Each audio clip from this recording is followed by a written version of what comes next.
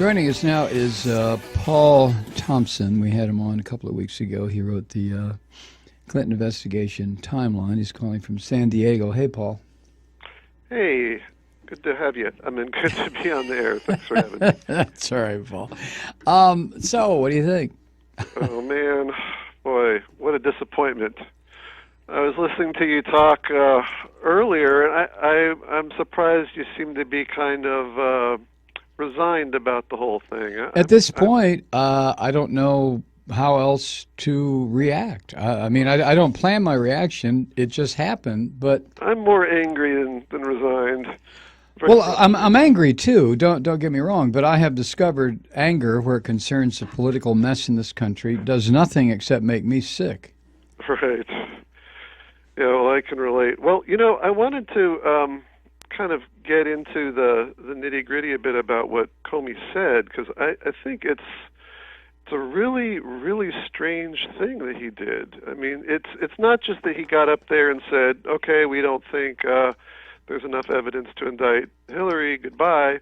He had a 15-minute speech, and he spent like the first pretty much 13 minutes making a case to indict her. You should indict her. Right, absolutely. And then in the last 2 minutes, he said, well, anyway, so never mind. It was the strangest thing. And I wanted to, start off, in talking about that. I found this interesting interview. I didn't catch all you did earlier, but I don't know if you played or talked any about it, but it's from a FBI assistant director named Chris Swecker. Did you? No, I saw the video that you sent me, but whatever equipment we have to put a video up right now is useless because we do. Let me just read it for you. Yeah, go ahead. Go ahead. Short. So he was, he's a very knowledgeable person. He was in charge of the criminal investigation division of the FBI. So, an assistant director of the FBI. This is somebody who's not just a right-wing hack or whatever. This is someone who knows what they're talking about. Mm-hmm. And he said that, and this is a quote, that he, meaning Comey, seemed to be building a case for that, meaning that charges should be brought. And he laid out what I thought were the elements under the gross negligence aspect of it. Mm-hmm. So I was very surprised at the end when he said that there was a recommendation of no prosecution, and also given the fact-based nature of this, and the statement that no reasonable prosecutor would entertain prosecution. I don't think that's the standard.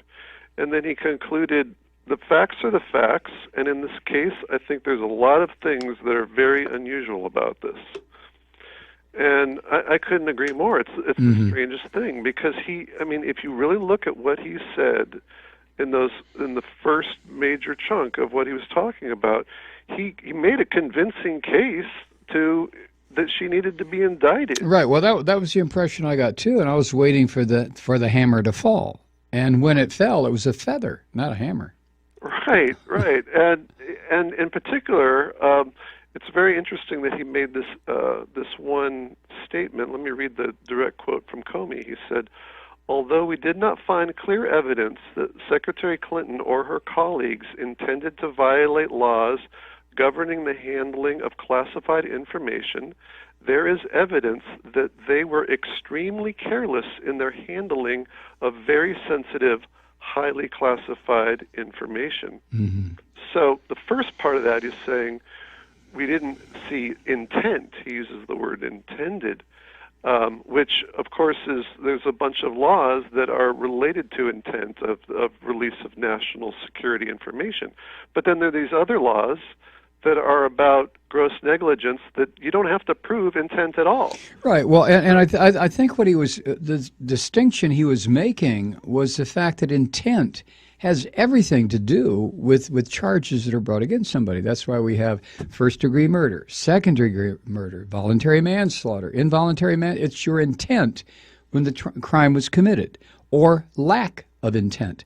But the code that Giuliani referred to today, the U.S. Code, which turns this into an indictable circumstance, is the fact that the code does not make a distinction between inadvertent release and deliberate release. Yeah, exactly. Any release is a violation of the law.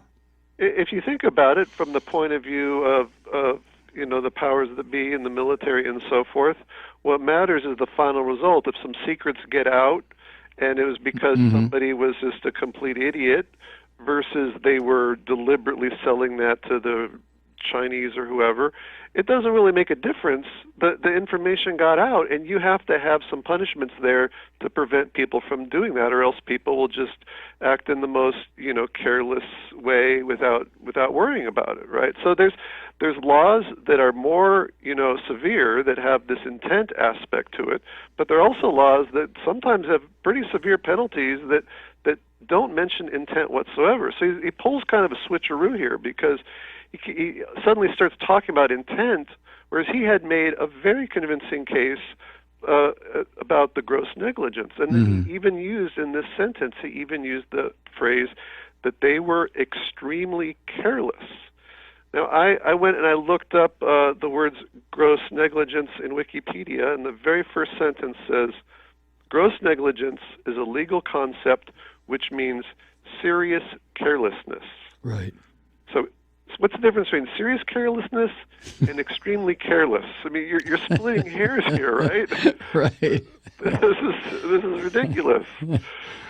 Let me just ask you. Let's get this out of the way. The meeting between Clinton and the Attorney General.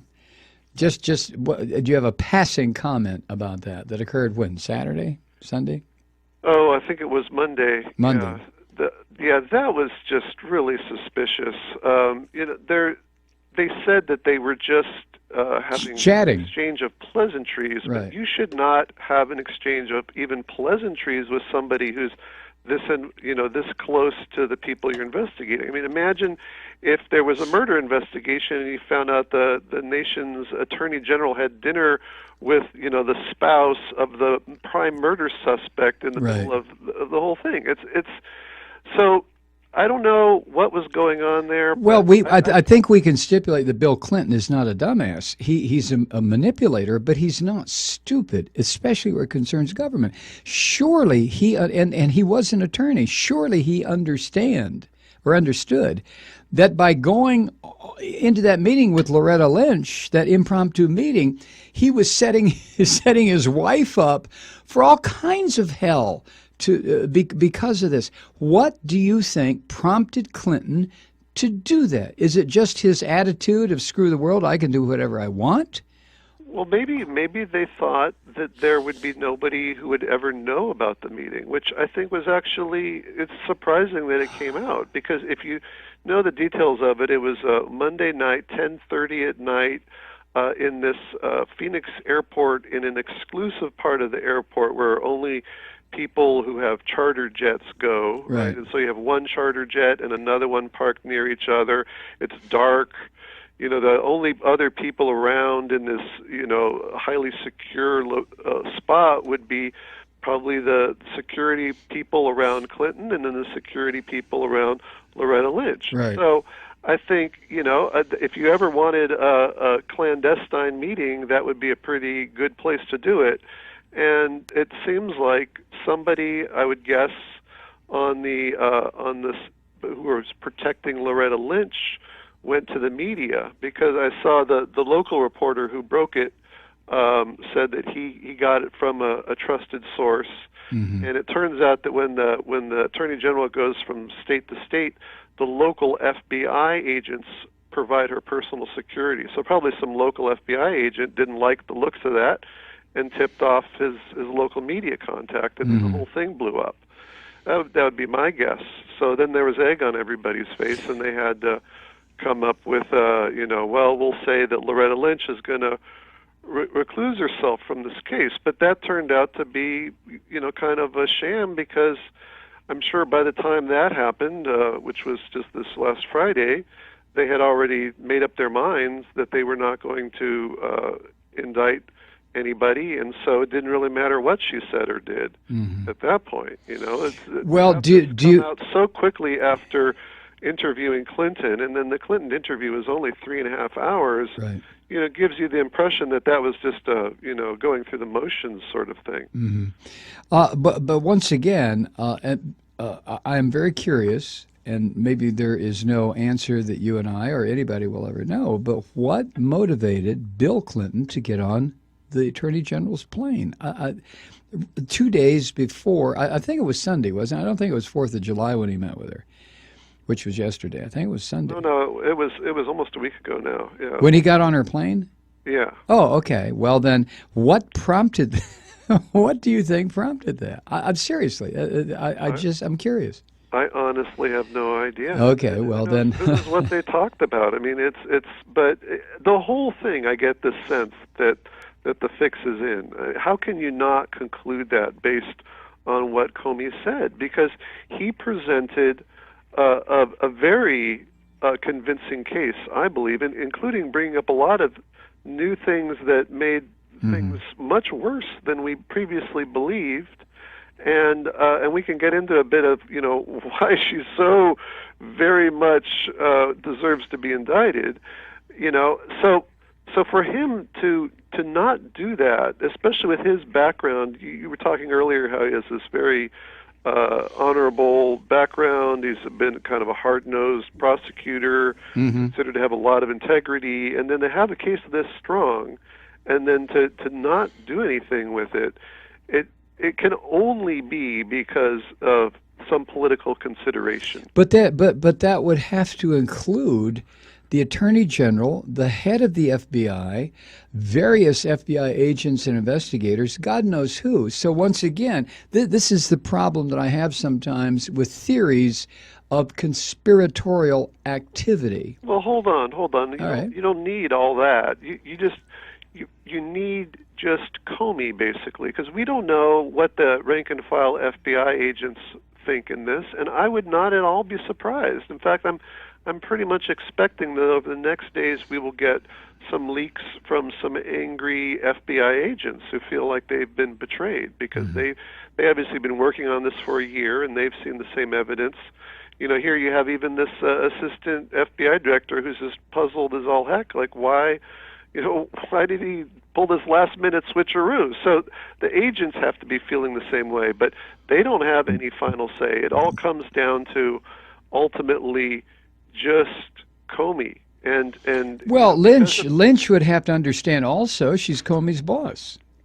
Yeah, but due to this weird little thing that happened at the airport, she said that she's basically reclusing herself and would go along with whatever Comey wanted. And I felt all along that I had very little faith that the Justice Department would actually go ahead with any indictment. What I felt was going to happen was that I hoped if Comey really was this man of integrity, that he would recommend the indictment. But then I didn't really have much faith that the Justice Department would do anything because they are a much more politically influenced body. And you remember, was it Alberto Gonzales was the Attorney General under Bush and the things he did, and you go down the line. It's not this sort of like firewall kind of idea. It's more like this is the president's personal lawyer, and Obama has made his opinion on what he wants to have happen pretty clear with his public comments, which I thought were very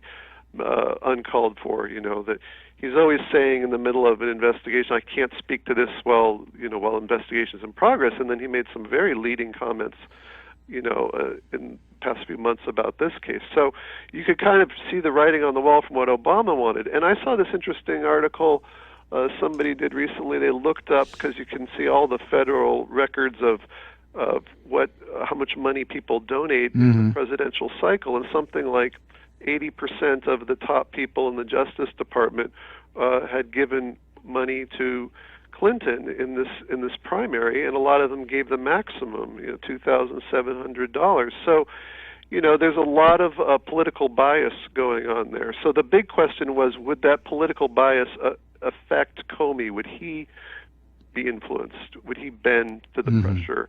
And it looks clear to me that he did. Maybe a little bit unwillingly, because he's this sort of two-faced thing where he seems to be almost throwing a bone to one camp by presenting all this damning evidence, and then in the end, saying no recommendation for indictment. So, maybe he felt that was the best he could do given the situation with the political pressure on him. And it'll be real interesting to see where things go from here because... Well, that brings up 2 points. I wanted to ask you first, is it, it's my understanding, and I don't know if this is true or not, but the Justice Department could still, even though the FBI said we're not going to pass this on for more action, but the Justice Department could still impanel a grand jury to take a look at the evidence that the police department, i.e. the FBI, gathered, and they could still indict her. Well, they could, but they're not going to. I'm almost certain because, if you look at cases like this, it's usually the FBI is the one pushing, and it's the Justice Department that says no or says slow. I mean, there was an interesting story about a month ago, for instance, about when Cheryl Mills got interviewed. She's Clinton's former chief of staff, and there were some Justice Department people there, and there were some FBI people there, and the FBI wanted to ask Cheryl Mills some tough questions, and the Justice Department people got up and said, "No, wait, we made a deal already before this interview even started that we didn't tell you about, that we promised not to ask her questions about these certain topics," and caused this big kerfluffle, and Cheryl Mills walked out and came back and so forth. But it shows that there's sometimes conflict between the two, and it's usually that like I said, the Justice Department is doing things with a much more political mind. You can look at a really good example of that would be the David Petraeus case, right, where Comey actually was already the head of the FBI when that was going down, and he recommended serious felony charges, and then the Attorney General at the time, Eric Holder, said no, and he cut this ridiculously generous plea deal that resulted in no jail time whatsoever. So don't be holding your breath for the Justice Department. All right, well, that makes sense. Now, the second question, Julian Assange said, I guess several weeks ago, and it was brought up again today, that he has, Wikileaks has copies of thousands of these emails that the Justice Department or the FBI did not have. Do you, and that he's going to start releasing them. Do you find any credible any reason to believe this? Well, that is a very, very interesting thing. And, for anybody who is still holding out hope that we may see some justice here, I think that's probably the best chance, because we've had a history of these big WikiLeaks that, made a lot of news with, years past. And he definitely did say those things. Let's see, I've got a exact quote here I'm looking up as we're talking. So he says, we have upcoming leaks in relation to Hillary Clinton. We have emails relating to Hillary Clinton pending publication. It's very strong material, both in the emails and in relation to the Clinton Foundation. And then he goes on to say that we've accumulated a lot of material about Hillary Clinton. We could proceed to an indictment. So should be enough information for an indictment. And he also, in that interview, he predicted that regardless, though, of whatever information they would put forward, that there would not be an indictment because, that the fix was in, basically. And it looks like he had some good instincts on that one, unfortunately. But so in terms of the court of public opinion, if more things were to come out, this could be a big game changer. And I want to go into it a bit because there's I don't know how much you've been following the story, but there's been all sorts of leaks that have been happening that have been reported in the media in the past couple of weeks. Have you heard these stories about the DNC, the Democratic National Committee, got hacked? The Clinton Foundation recently got hacked. The Clinton campaign got hacked. Something like 4,000 other people, most of them related to Clinton somehow, were at least the target of hacking. So there's been this big wave of hacking that's been going on. And a lot of people say the Russians behind it because of the sheer sophistication and size of an hacking attack, right? But then there was this website that popped up out of nowhere, put forth by a guy called Guccifer2. Right. And you were talking earlier about, this hacker that was involved, and you couldn't remember the name. That was the original Guccifer, who's in prison now. And then we've got this Guccifer2. Nobody knows who he is, except he said he's a he, but nothing else is known about this person. So this person created this website and has started to post files from some of these links. Like, you could definitely tell these are files from the DNC, hundreds of files that have been coming out. And so one thing that this Guccifer2 person said was, he said that he has given thousands of files to Wikileaks.